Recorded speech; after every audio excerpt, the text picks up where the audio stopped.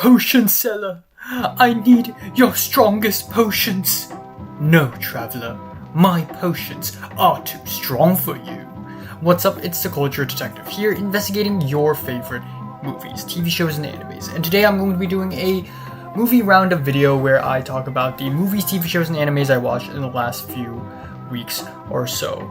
So starting off, I watched Raging Fire, which is a Hong Kong film released a couple years ago and won the Best Picture in the Hong Kong Movie Awards in 2022, which beat Drifting and Limbo, which are two of my favorite Hong Kong films released in the last 10 years.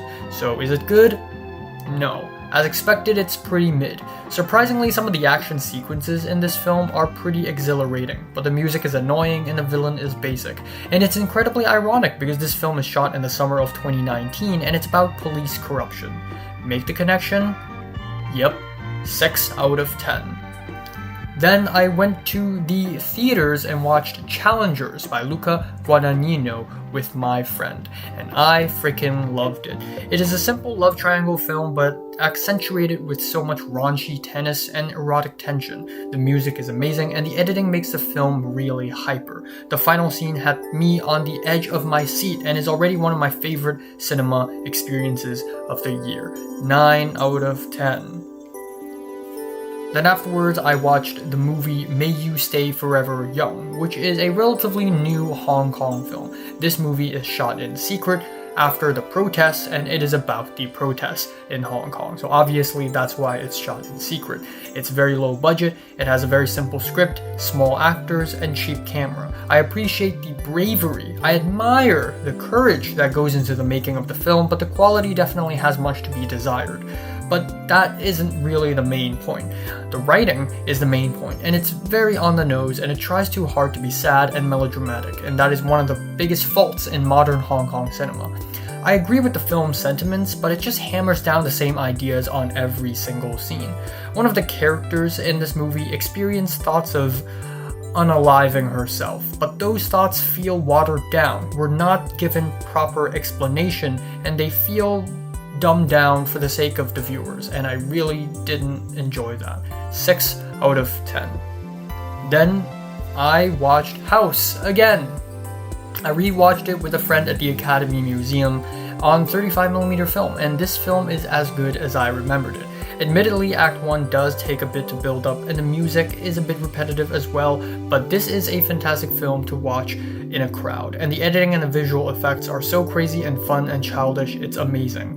When I'm watching this film, I kept thinking to myself, this is probably what Orson Welles meant when he said that we should make films with fresh eyes and without rules sort of limiting us. 9 out of 10. Then I finished watching Eromanga Sensei. Oh my god, this anime is even worse than I'd expected. Episode 1 felt kind of promising, but everything goes downhill from there. Not only is there a lot of incestuous romance, but it's also full of underage girls fawning over an otaku main character. It's so out of touch with reality, it's actually impressive. Also surprisingly, this anime is extremely boring, like nothing ever happens. It also dumbs down the idea of storytelling and being a novelist. The only thing that is kind of okay in this anime is the animation. It's not too bad, I guess. Yeah, and for that I'm giving this thing a 1 out of 10. Afterwards, I finished watching Human Lanterns, and as expected of a early 1980s Shaw production, there is great framing and composition but terrible lighting. The sets are beautiful and elaborate, and I can say that much. This film is less of a horror film, and it works way better as an action film. I didn't really care for the characters, but the fights are really interesting. 7 out of 10. Then I finally watched 3 Idiots. This is a film that's been on my watch list for the longest of times. This is a 3-hour comedy film from India, and pretty much one of the most iconic Bollywood films of all times. And oh my god, it's fucking amazing. This film is 3 hours long, but the 3 hours felt like a breeze. It's basically has so much story that it feels like a TV show worth of story smashed into one film. The writing is incredibly clever because there are so many callbacks and clever plot devices. The three characters are very likable, and seeing them happy makes me very happy.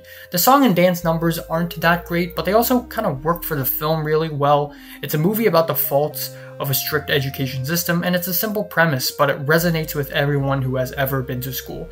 And some of the moments in this movie almost made me cry, and for that I'm feeling a strong 9 out of 10.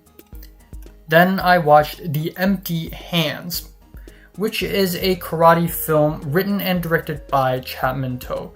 The cinematography is surprisingly good, and there are a lot of interesting visuals and camera movements, but also surprisingly, the story is very safe. It's about a girl reconciling with her father's passing by karate, but there isn't a single action sequence until near the end of the film, and turns out that's already the climax. The characters are also very bland and full of loose ends, so surprisingly good production, but the story is still lackluster. Finally, I finished watching earlier this morning, Monkey Man. It is technically a movie I saw in June, but I plan to watch this in May, so let's just pretend that I saw this in May. Monkey Man is Dev Patel's directorial debut. He also produced, wrote, and starred in this film. Despite its vague politics and excessive use of the long lens, this movie is actually pretty fun. The action sequences are pretty great, they're gory, they're violent, and the music that accompanies it is pretty nice. I also love the mention of religion and folklore in this film. It is, unexpectedly pretty nice of an action movie. Yeah, 7 out of 10. So, that's all the movies, TV shows, and animes I watched in the last few days or so. What have you watched? Comments below, let me know. Subscribe if you want more, and thanks for watching.